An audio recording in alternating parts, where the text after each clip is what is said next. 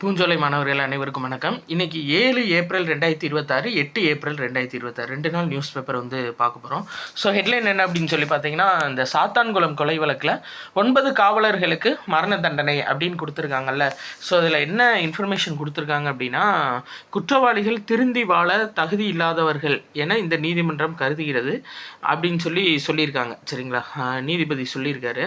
இதில் விஷயம் என்ன அப்படின்னா, இரட்டை ஆயுள் தண்டனை இவங்களுக்கு கொடுக்கலாம். 14 ஆண்டுகள் சிறைவாசத்தை அனுபவிச்சு விட்டு வெளியே வந்துடலாம் அவங்க. அதனால தான் இவங்களுக்கு வெளியே வராமல் இருக்கணும் அப்படின்றதுக்காக இரட்டை தூக்கு தண்டனை கொடுத்துருக்கோம் அப்படின்னு சொல்லியிருக்காங்க. ஆக்சுவலாக இந்த இரட்டை தூக்கு தண்டனை அப்படின்றது என்னன்னு சொல்லி கேட்டிங்கன்னா, இப்போ அதாவது மிகப்பெரிய தலைவர்கள் இந்த மாதிரி இதில் வந்துட்டு தண்டனை குறைப்பாங்கல்ல, இந்த தூக்கு தண்டனை கைதிகள். ஏன்னா ஸோ அப்படி குறைச்சாலும் அவங்களுக்கு ஒரு தண்டனை தான் குறைக்க முடியும், இன்னொரு தூக்கு தண்டனை அப்படியே இருக்கும். அதனால தான் இரட்டை தூக்கு தண்டனை வந்து கொடுத்துருக்காங்க. ஆக்சுவலாக இந்த தூக்கு தண்டனை சார்ந்த வழக்குகள் வந்து ரொம்ப நாள் கான்ட்ராவர்சியாக போனது. ஏன்னா நம்ம வந்து இந்த பகவான் தாஸ் வழக்கு பார்த்தோம், அவங்களுக்கு தெரியும், 12th புக்கில் இருக்கும். பகவான் தாஸ் அப்படின்னு சொல்லிட்டு ஒரு வழக்கு. இந்த வழக்கில் இவர் பகவான் தாஸ் அப்படின்றவர் என்ன பண்ணுவார்னா, ஆணவ கொலை பண்ணிடுவார். அதனால் இவருக்கு வந்து தூக்கு தண்டனை அறிவிப்பாங்க உச்சநீதிமன்றம். இவர் ஆர்டிகிள் 21 வச்சு கிளைம் பண்ணுவார். என்னன்னா, 21 அப்படின்றது உயிருக்கும் உடைமைக்குமான பாதுகாப்பு. இப்போ வந்துட்டு இவர் என்ன சொல்லுவார் அப்படின்னா, உச்சநீதிமன்றத்தில் நான் வந்து கொலை பண்ணிட்டேன், அதனால என் மேலே தப்புன்னு சொல்லி நீங்கள் கோர்ட்டில் கொண்டு வந்து நிப்பாட்டிருக்கீங்க, அப்போ எனக்கு தூக்கு தண்டனை கொடுத்தீங்க அப்படின்னா நீங்களும் கொலை பண்ணதுக்கு தானே ஈக்குவல். அப்போ வந்து ஆர்டிகிள் 21 அடிப்படை உரிமைப்படி தப்புல அப்படின்ற மாதிரி சொல்லியிருப்பார். அப்போ கடைசி 5 நீதிபதிகள் கொண்ட அமர்வு வந்து விசாரிக்கும் போது என்ன சொல்லியிருப்பாங்கன்னா, நாங்கள் பகுத்தறிவு சார்ந்து இந்த முடிவு எடுத்திருக்கோம், அதனால இது சரிதான் அப்படின்னு சொல்லி முடிச்சிருவாங்க. ஸோ அந்த பகவான் தாஸ் வழக்கு வந்து அப்போ இருந்தே வந்துட்டு பார்த்தீங்க அப்படின்னா இந்த தூக்கு தண்டனை அப்படின்றது ஒரு கான்ட்ரவர்சியான விஷயமா போயிட்டுருக்கு. சரிங்களா, ஸோ 9 காவலர்களுக்கு மரண தண்டனை கொடுத்துருக்காங்க. இது சார்ந்த அடுத்தடுத்த இன்ஃபர்மேஷன் எதுவும் நம்ம எக்ஸாம் பாயிண்ட் ஆஃப் வியூவில் வந்துச்சு அப்படின்னா நம்ம பார்க்கலாம். சரிங்களா, ரைட், ஓகே. அடுத்து இந்த பாருங்கள், தேர்தல் ஆணையரை வந்து பதவி நீக்கம் செய்யணும் அப்படின்னு சொல்லி நோட்டீஸ் கொடுத்தாங்க. மக்களவையில் 130 எம்பிக்கள் கையெழுத்திட்டும், மாநிலங்களவையில் 63 எம்பிக்கள் கையெழுத்திட்டும் கொடுத்தாங்க. ஆனால் அது வந்து நிராகரிக்கப்பட்டிருக்கு. சரிங்களா, அவைத்தலைவரால் நிராகரிக்கப்பட்டிருக்கு. எது மூலியமா அப்படின்னா, நீதிபதிகள் விசாரணை சட்டம் 1968 பிரிவு 3. நல்லா ஞாபகம் வச்சுக்கோங்க, நீதிபதிகள் விசாரணை சட்டம் 1968 பிரிவு 3. சரியாப்பா, இதுபடி இது நிராகரிக்கப்பட்டிருக்கு. Right, okay. அடுத்தது பார்க்கலாம்.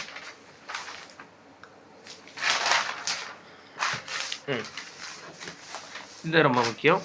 என்ன அப்படின்னா, சர்க்கரை நோய் ஆய்வுகளுக்கான இந்திய ஆராய்ச்சி கழகத்தோட தலைவராக பன்னீர்செல்வம் நியமிக்கப்பட்டிருக்காரு, தமிழ்நாட்டை சேர்ந்த. சரிங்களா, அது பேர் என்ன அப்படின்னா, research society for the study of diabetes in India. நல்லா பார்த்துக்கோங்க, research society for the studies of diabetes in India, சர்க்கரை நோய் ஆய்வுகளுக்கான இந்திய தேசிய ஆராய்ச்சி கழகம். சரியா, அதோட தலைவராக தமிழ்நாடு தலைவராக சர்க்கரை நோய் சிறப்பு சிகிச்சை நிபுணரான மருத்துவர் பன்னீர்செல்வம் தேர்ந்தெடுக்கப்பட்டிருக்காரு. சரி, ரைட், ஓகே.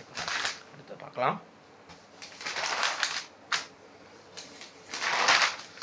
அரசியல் சார்ந்த நியூஸ் தான் இருக்குது, வேறு இது இல்லை. அந்த நம்ம பார்த்து தான் திரும்ப கொடுத்துருக்காங்க. 33% இடஒதுக்கீடு மக்களவை மற்றும் சட்டசபையில் பெண்களுக்கான ஒதுக்கீடு 2029 பொதுத் தேர்தலில் இருந்து இது நடைமுறைக்கு வரும் அப்படின்னு சொல்லியிருக்காங்க. அது ஞாபகம் வச்சுக்கோங்க. Right, okay.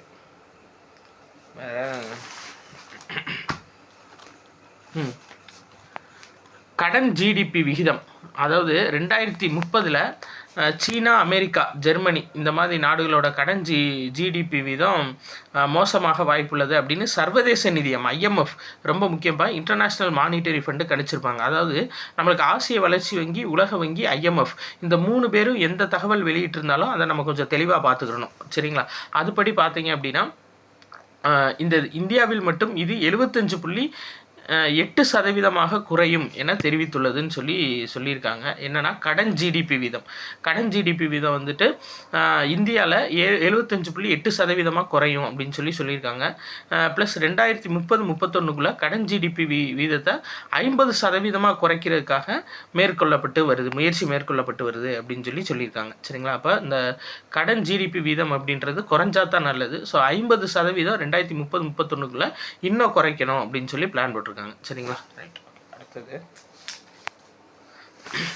இந்த நியூஸ் முக்கியம். என்னென்னா ஆளில்லா ஒரு அறிக்கை வெளியிட்டிருக்காங்க இந்திய இராணுவம். ஆளில்லா சிறிய ரக விமான அமைப்புகள் மற்றும் வெடிமருந்துகளுக்கான இந்திய இராணுவத்தின் வழிமுறைகள் அப்படின்ற ஒரு அறிக்கையை வெளியிட்டிருக்காங்க. இதோட முக்கிய நோக்கம் என்னென்னா இந்த ஆளில்லா விமானங்கள் கண்காணிப்பு, வெடிமருந்து ப்ளஸ் சிறப்பு பணிகள், தளவாடங்கள் இது சார்ந்த அதாவது ஆகிய 5 பகுதிகளின் கீழ் 30 வகையான சிறிய ரக விமான அமைப்புகள் குறித்த தகவல்கள் இதில் இருக்குது. மெயினாக இந்த இப்போ வர்ற போர் எல்லாமே ட்ரோனை பேஸ் பண்ணி தான் வருது. சரிங்களா? எதுவுமே நேரடியாக வீரர்கள் போய் சண்டை போடல. ஸோ அதுக்கான இந்த அறிக்கை வெளியிட்டிருக்காங்க. சரியா? இதை மட்டும் நீங்கள் பேசிக்காக ஞாபகம் வச்சுக்கோங்க. அந்த அறிக்கை பேர் மட்டும் ஞாபகம் வச்சுக்கோங்க. ஆளில்லா சிறிய ரக விமான அமைப்பு மற்றும் வெடிமருந்துகளுக்கான இந்திய இராணுவத்தின் வழிமுறைகள். ரைட். அடுத்தது இந்த அமெரிக்காவில் சார்லஸ்டன் ஓப்பன் மகளிர் டென்னிஸ் போட்டி நடந்துச்சு. இதில் அமெரிக்காவோட வீராங்கனை ஜெசிகா பெகுலா சாம்பியன் பட்டம் வென்றிருக்காங்க. சரிங்களா? ஜெசிகா பெகுலா அப்படின்றவங்க சாம்பியன் பட்டம் வென்றிருக்காங்க. இந்த இது ரொம்ப மெயின்ப்பா. என்ன அப்படின்னு பார்த்தீங்கன்னா இந்த பிரம்மோஸ் ஏவுகணை ரொம்ப முக்கியமாக செயல்பட்டுச்சு. எதில் அப்படின்னா நம்ம ஆப்ரேஷன் சிந்தூரில். ஸோ அதுக்கப்புறம் ஏகப்பட்ட ஆர்டர்ஸ் இந்த பிரம்மோஸ் ஏவுகணைக்கு. இந்த பிரம்மோஸ் ஏவுகணை நம்ம ரஷ்யாவும் இந்தியாவும் சேர்ந்து தயாரித்தது. ஏன் அப்படின்னா பிரம்மபுத்திரா நதி ப்ளஸ் ரஷ்யாவோட மாஸ்கோ நதி இது ரெண்டும் இணைச்சு தான் பிரம்மோஸ் அப்படின்னு பேர் வச்சாங்க. இதை கண்டுபிடிச்ச முக்கிய விஞ்ஞானி அலெக்சாண்டர் லியோனோவ். இவர் காலமாயிருக்கார். சரிங்களா? அதை ஞாபகம் வச்சுக்கோங்க.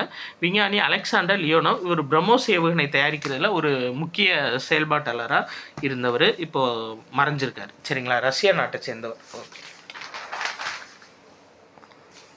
அடுத்து 6ஆம் தேதி தமிழகத்தில் வாக்காளர்களோட எண்ணிக்கை மொத்தம் 5.73 கோடி பேர் இருக்காங்கப்பா. சரி, இது நம்ம ஃபுல்லாக எலெக்ஷன் முடிஞ்சதுக்கப்புறம் எது அதிக வாக்குப்பதிவு எது குறைந்த வாக்குப்பதிவுலாம் நம்ம பார்க்கலாம். வேறு இதில் பார்த்தீங்க அப்படின்னா முக்கியமான நியூஸ் இந்த தான். கல்பாக்கம் முன்மாதிரி வேக ஈநுலை செயல்பாட்டில் சாதனைன்னு கொடுத்துருக்காங்க. 500 மெகாவாட் மின் உற்பத்தி திறனில் முதல் நிலையை எட்டியதுன்னு கொடுத்துருக்காங்க. என்ன அப்படின்னா இந்த இதை ஆக்சுவலாக இந்திரா காந்தி அணு ஆராய்ச்சி மையம், சென்னையில் இருக்கக்கூடிய இந்திரா காந்தி அணு ஆராய்ச்சி மையத்தில் வேக ஈநுலை புதிய வேக ஈநுலை வடிவமைக்கப்பட்டிருக்கு. சரியா? எந்த நிறுவனத்தால் அப்படின்னா பாரதிய நபிக்யா வித்யுத் நிகம் அப்படின்ற நிறுவனத்தால். இதில் மெயின் என்னென்னா இதில் யூஸ் பண்ணக்கூடிய பொருள் எது அப்படின்னா யுரேனியம் மற்றும் புளுட்டோனியம். சரிங்களா? புளுட்டோனியம் கலப்பு ஆக்சைடு எரிபொருள் பயன்படுத்தப்படுகின்றன. இது ரொம்ப முக்கியம். என்ன எரிபொருள் பயன்படுத்தப்படுகிறதுன்னு கேட்பாங்க. யுரேனியம் மற்றும் புளுட்டோனியத்துக்கான கலப்பு ஆக்சைடுக்கான எரிபொருள் தான் இதில் பயன்படுத்த போகிறாங்க. சரிங்களா? பயன்படுத்தப்படுது. அதிக எரிபொருள் உற்பத்தி அதாவது தோரியம் 232 பயன்படுத்தும் வகையில் இது வடிவமைக்கப்பட்டுள்ளதுன்னு சொல்லியிருக்காங்க. இது கூடுதலாக இந்த வேக ஈநுலை தோரியம் 232 பயன்படுத்தும் வகையில் இருக்குது அப்படின்னு சொல்லியிருக்காங்க. இதில் மெயினாக என்ன விஷயம்னா நம்ம இந்த இப்போ யுரேனியம் புளூட்டோனியம் கொடுக்குறாங்க பார்த்தீங்களா? இந்த யுரேனியம் புளூட்டோனியம் கொடுக்கும்போது நம்ம கொடுக்குற எரிபொருளை விட அது அதிகமான உற்பத்தியை கொடுக்கணும்.